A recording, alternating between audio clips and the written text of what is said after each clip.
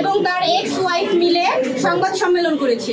সেখানে ওনার ex wife বলেছে আমি নাকি ওনার সংসারে গিয়ে এর সাথে বাসায় থেকেছি। এইটা প্রমাণ করতে হবে সবাইকে। যদি সে তার মতো মনে করে, ওই মেয়েটার মতো যদি সবাইকে মনে করে, তার এক্স হাজবেন্ডই বলছে তার বাজে ভিডিও আছে তার কাছে।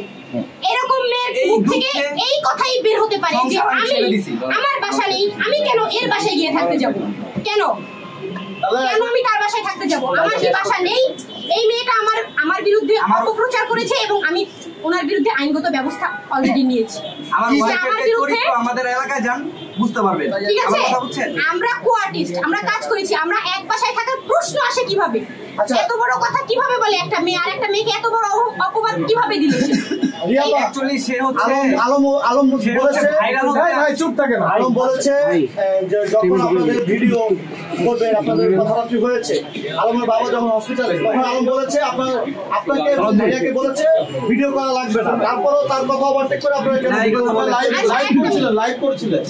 শুনেন, আলমের সাথে তখন কিন্তু আমার তুমুল ঝগড়া।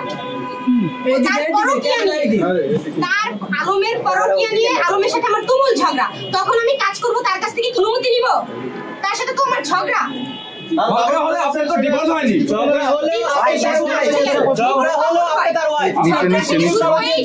আচ্ছা রিয়া, আপনার বিয়ে হয়েছিল কত সালে আর ডিভোর্স হতো কত সালে বলেন?